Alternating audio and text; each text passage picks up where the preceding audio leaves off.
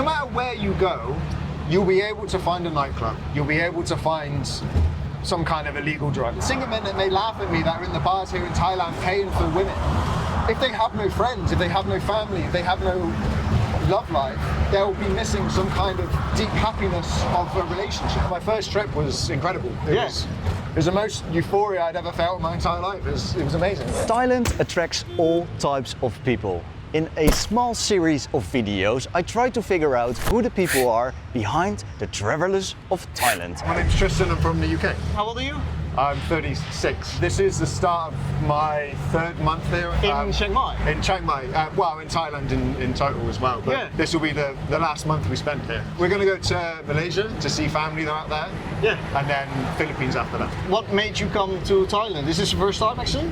First proper time, yeah. I came once like a while ago to film something for like literally 2 days. It wasn't the best experience, but I was like, you know what, don't write off Thailand just from like one bad experience. That was work. That was work. Okay. Well, yeah. I wouldn't class that as really seeing Thailand because I stayed in like near Central World in Bangkok and then went home and that was it for like 2 days. So this was my first proper time here. And why did you decide to come to Thailand?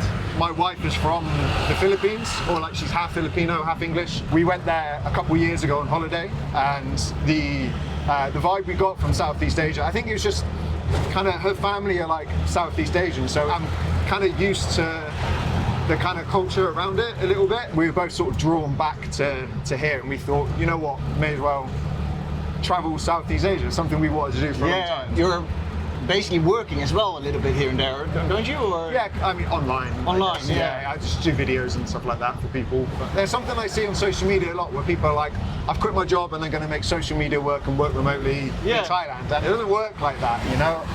Well, sometimes it does, doesn't it? Like, I mean, for the select few, but you never hear about the people who it doesn't work for. We're gonna zoom into your life a little bit. I like to see who's the traveler behind the traveler in Thailand. Okay. How did you come here in the first place? Why did you decide to come to Thailand, or why did you decide to travel in the first place? We're gonna talk a little bit deeper than normally. I normally do street interviews where I talk about travel experiences, but now I'd like to more go maybe back even to your childhood or like back home and the differences between here and there, why you choose to be here. You also choose to leave again. You go to Malaysia, you were saying. So let's dive into this if you're open to that. Yeah, of course. I grew up in Bristol. Bit of a rocky childhood. That's England, right? Yeah. That was England, yeah. Where like my love for travel kind of started is when I joined the military. I was in the Marines for 6.5 years. And of course, like with that comes almost worldwide travel. I spent a fair amount of time in the Middle East, around the Mediterranean. Were you also fighting? Was it just training, or? It was mostly just training. I say now, thankfully, missed the wars. I don't want to get into politics about it. No. But thinking back, reflecting on it, I'm kind of glad I didn't go to Afghanistan.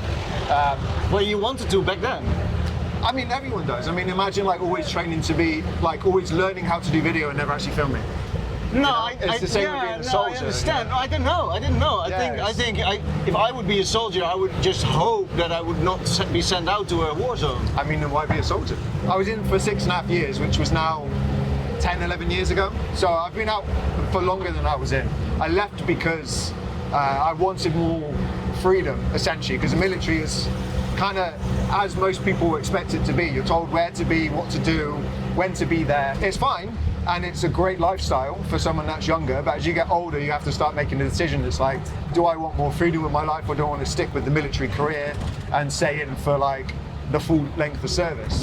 Many people do, and it's has a lot of benefits as well, I can imagine. So many benefits. It's fantastic. If you're happy to stay in and progress up through the ladder and make a career out of it, it's like one of the best careers you could have. So where were you in like the very bottom? I was just a Marine, like a private, I guess is what most people would know it as, but just entry level. You got limited freedom basically. What made you like think, okay, you're gonna make a career switch? That was it. It was just the freedom. So there's like a 1 year process. You have to hand in your notice, and you have 1 year to serve before you're allowed to leave. And you go through interviews, you go through resettlement process where they help you find a job, reskill, and like build on your existing skills. I specialised as a mechanic in the Marines toward the end of my career. So that was an existing skill. I mean, you can learn anything, like communications, physical trainer, you can be a weapons expert. Some of them translate well into civilian life, some don't. What did you do after that? I tried to travel, and then I spent all my money at the first place I went, and then I had to come back to the UK. Wait, where did you go then? I went to Zante because my friend was out there at the time. He was like, "Yeah, come out." I was like, "Yeah, all right." And then Where's Zanzi? Greece. Okay. I went to Greece, yeah.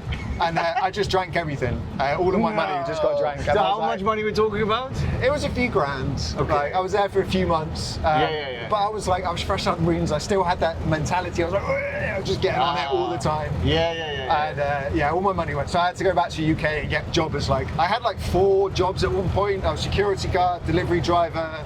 I did Royal Mail at one time. Back to in Bristol? In Bristol, yeah. I was a PT and I was doing videography. And I was a mechanic in Bristol at some point as well. Going back, was that difficult? Or after all, it was actually quite nice to do. I guess it was quite nice. I mean, by the time I'd sort of got my fix of being completely blackout drunk whilst I was there, and I came back to the UK and I was like, you know that point where hangovers start becoming 2 days? I was getting to that point and I was like, I'm not doing this anymore. I'm done with that. Done with that lifestyle. Did you move back to your parents' place for a little while, or? Yeah. I had to live with them for a small while till I found my feet again. Do you have brothers and sisters? Yeah, but I don't really talk to them. You don't really talk to them? Yeah, we're not close. We're I've got, they're all half siblings, a lot from my dad's side, one from my mother's side. Wow. So you were talking about your childhood. You said the struggles you healed and you passed. You don't want to talk about this? No, I'd rather not. No, don't do that then. You also don't want to talk about your siblings then? I don't know much about them. My biological family is quite splintered in a way. We're all very different people. My dad is, it's funny because my mother's a police officer, but my dad, I always say, he was a career criminal. So they're Career two criminal, totally you mean as in he just, back in the day, he just made a living he would rob, sell drugs, kind of stuff like that. Yeah. So, mate. But he's changed his ways now. He's a handyman. He's went for a whole transformation himself, which blew my mind. But yeah, I'm not close to my biological family, so there's not much I can talk about it, to be honest. No, but it's good to hear your dad is kind of back on track again. Turned his life around. Yeah. So these things that happen, is that make you maybe go to the Marines in the first place? You are quite. No, not really. No? I joined the Marine Cadets, which is like an Army cadet unit thing, something that kids can do, for teenagers and stuff like that. And in there, I had 2 former Royal Marine instructors, and they were just teaching us all about Royal Marine life, the skills that Royal Marines have. Yeah. And I really looked up to them, and they were fantastic role models, and I wanted to do them proud. Yeah. So that's what pushed me into the military. Who do you look up to now? My wife, I guess. Yeah. Yeah, she's a big source of inspiration for me. Yeah. That's a good answer. She's watching as well, isn't she? Yeah, she will do, yeah. You're making videos, you're saying? I started watching YouTube and I seen all the vloggers and I was like, well, that looks cool. I'm gonna do some of that. So I bought myself a camera, generally self-taught. My partner, my girlfriend at the time when I bought my first camera, taught me how to use it. I slowly started getting better and people started asking me to film stuff for money. And how many years did you build that up? The first 2 years I spent learning, and I did 1 or 2 odd jobs here and there. I think it's maybe been about 4 or 5 years that I've been doing it full time. Yeah. Are you making a decent living out of it? Yeah, I'd say so. Modest living. It's not I'm not making 6 figures a year or something like that. Would you be able to live in the UK with the amount of income? I mean, yeah, I was. Yeah, I can. I mean, UK's expensive, so it's regardless. Unless you're earning above the average income, it's really difficult to actually live there. How do you like your time in Thailand? I mean, we're loving it. It's totally different to the UK. It's not too dissimilar in terms of what our lifestyle's like. We eat out every day because of the situation we're in, and we found somewhere that is affordable. But we're not going out all the time. We're not always doing activities. We save it for the weekends. We stay in a lot. We're quite homebodies. So the lifestyle's not too much different. Do you have an apartment here, like a condo unit or something? Or? Yeah, Airbnb. We have a budget between £500 to £850. I'm not sure what that is in Thai baht. Is that a month on rent? A month on rent. Okay, well you're staying in a decent place then. Decent enough, I mean, we're in Niman Road, which we found out is the more expensive area of Chiang Mai. So next time we come back, we'd probably do something a bit different. Find something a bit cheaper. Is there something you wish you would have known before making that move? There's one thing that has been stuck in my mind for the last couple of days, and it's the most ridiculous thing, but it's, if you're anything above 5'10", you got to watch out for head height hazards here, as well as like tripping hazards whilst you're walking around on the streets. Yeah. Because obviously the pavements, like around here, they're okay, but like you'll have the awnings, will like jut out. Or if you're in the market, or... I've hit my head so many times on this. It's just whack. Okay. So yeah, just, if you're over 5'10", watch out when you come here. Yeah. Do not give yourself a concussion. Do you think Chiang Mai or Thailand in general could be your home for several years? Or would you rather go to the Philippines?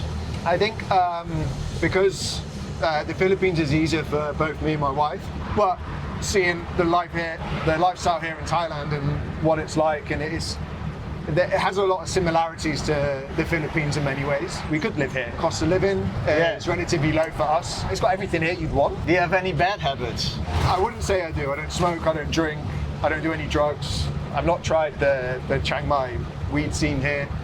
I drink like 1 cup of coffee a day. That's probably like the worst thing that I do. Oh yeah, actually? Yeah. Oh, wow. And your wife is same? Yeah, she's exactly the same. Yeah. We try and live pretty healthy lifestyles. So the interesting thing that hopefully, and I think it's getting clearer and clearer, that Thailand is not only for single men. Oh yeah. It has a lot to offer, and here again an example, you have a wife. Where did you meet her actually? In the UK. In the UK? Yeah. You have a wife, your work, you are focused on, good things, healthy things, you have a healthy lifestyle. Yeah, no matter where you go, you'll be able to find a nightclub, you'll be able to find some kind of illegal drug, you'll be able to find brothels or stuff like that. Whether or not it's legal is a totally different matter. But no matter where you are in the world, you mean, or? I think in most places, if you really want to find it, you can find it. And you can find it here in Thailand a lot easier because there's so many things that are legal here that aren't illegal in the UK. Which things actually? I mean, like, I guess the sex trade, weed. There was that documentary that came out that painted Thailand as this dark place, but it's not. There's normal people that live here, that have families, that have children, that have jobs, it's just, the more you travel, the more you realize that everyone's just exactly the same. Everyone still works, they still want to be entertained, and a lot of people are wholesome. Most people aren't bad people. Most people don't want to be out drinking all the time because it does negatively affect your body and your life. Are you happy? Yeah, of course I am. I don't know. Yeah, very happy. No, that's the thing. I try to get to know you. Yeah. So what makes you happy then? Why are you happy now? Healthy. I can afford this lifestyle, which is fantastic. I have a wife that loves me. I love her. A relationship is probably the biggest thing towards happiness that you can have. It makes such a big difference having a good relationship. So I know a lot of single men. If you go to the bars over here, they laugh at you when you say that. Let them. Yeah. I mean, it's like. But I agree with you though. I think I never expect this. Look at us now being fully in love with our wives. But if you truly are in love with someone, that is pure happiness, I think. Well, yeah. Well, you got to think about it. It's a relationship, isn't it? You got to think about it in terms of friendships, little micro interactions you have with people. If you're based here in Thailand, you'll start going to the same places.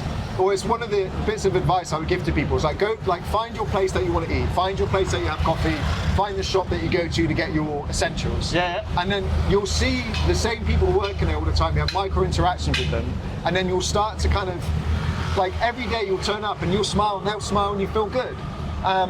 So that's a micro relationship you can have. It makes your day a little bit better every time. It can make their day a little bit better. So you start to get to know these people just a little bit. Yeah. And then when you put that into the context of a friendship, like you were saying to me earlier before we started that you're having a little boy and you want to go back to the Netherlands because there's a community there of friends and family. Yeah. Because it's the friends that really, the relationships you have with these friends, that you can stay and nurture these friendships that make such a big difference. You got lots of single men. The single men that may laugh at me that are in the bars here in Thailand paying for women.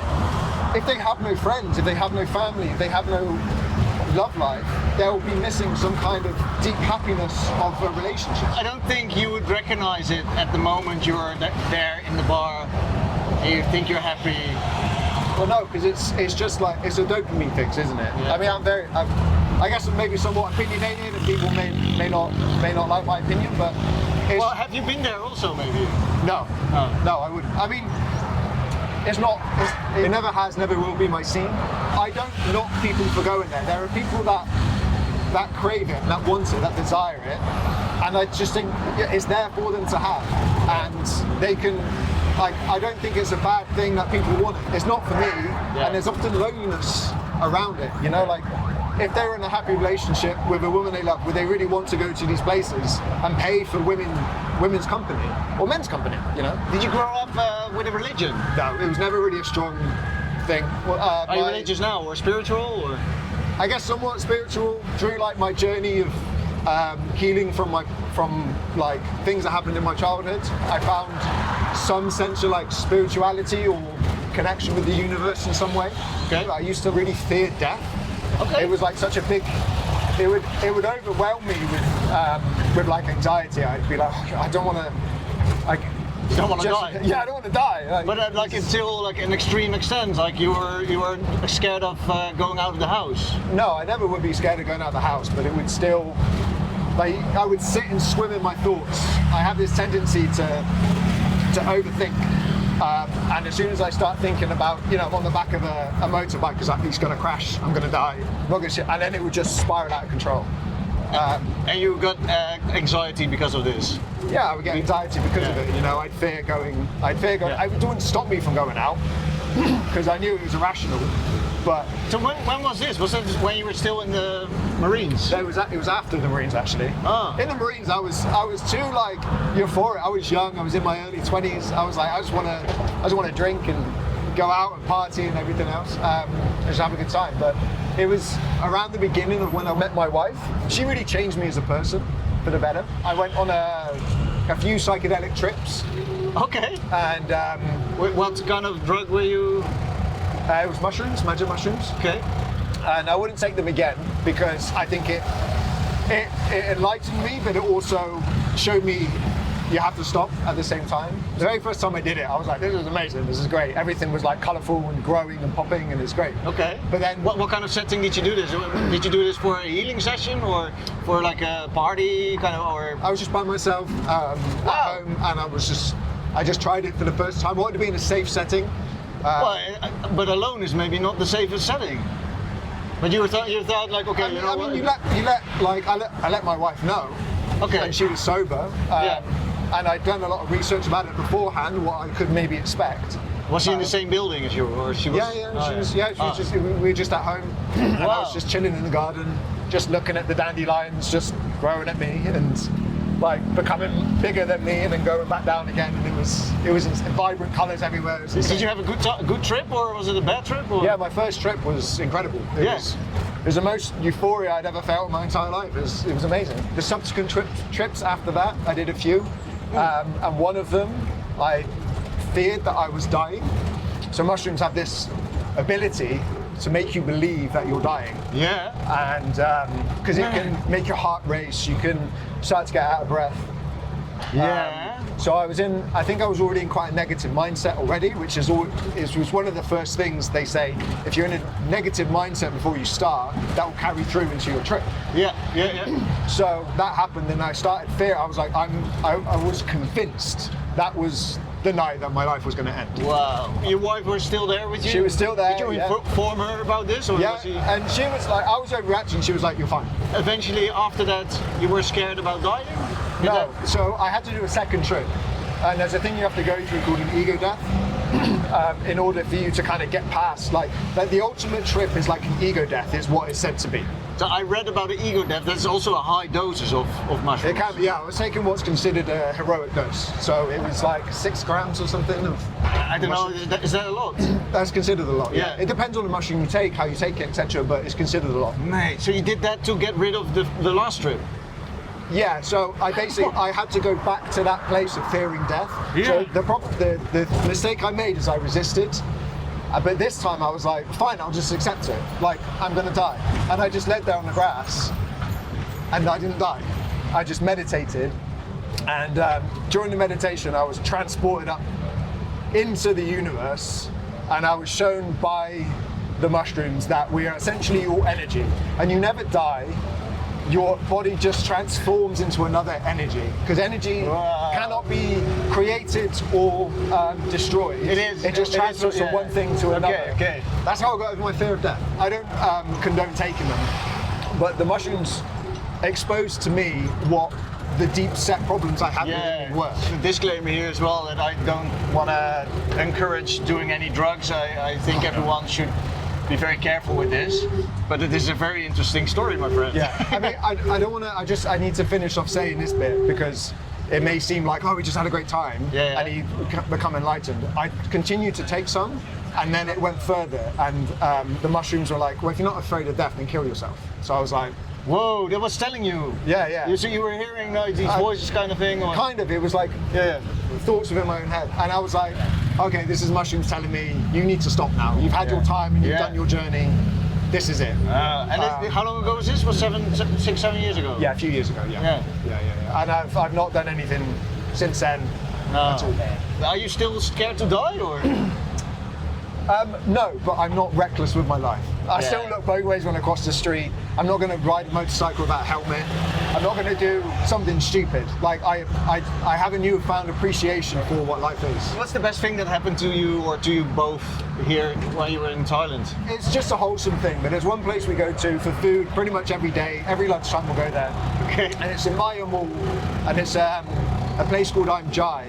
And just the people that own it, and it's just so nice. Inside of Maya? Yeah, inside at the bottom there's a food court. Okay. And they're so nice, and every time we go there they remember us and we talk and we like that relationship is that little micro interaction you have every day, and it's I think that's the best thing. It's just kind of getting to know some locals. And what's the worst thing that happened? It happened yesterday, and it's the smallest thing, and if this is the worst thing that ever happened, then it's we paid for a meal and we asked for a specific thing because we're vegan. There was clearly a communication barrier. They didn't know English, but they wasn't really trying to say to us they didn't know English, so we was like, we have this one, the vegan one, please. And they gave it to us with egg inside of it. It wasn't a major deal. I just paid. I was like, thank you, but we don't want it. We moved on. And that was probably the worst thing that happened. We just got served the wrong food. That was it. No, that's the worst thing that happened to us. No, they have a better story than that. Come on. Mate, I wish. No. I mean, it's a good thing that. We've not been scammed. We've not had anyone try and take anything from us. We've not been robbed. No one's been aggressive towards us. When is the last time you got angry? Probably the other day when someone almost ran me over, but it was just a bit like, what are you doing? Like, ran you over by motorbike or? Just by car. They just started reversing without looking behind them. But they soon saw, they stopped, and it was just a brief moment of more panic than anger. Yeah. A message to the world.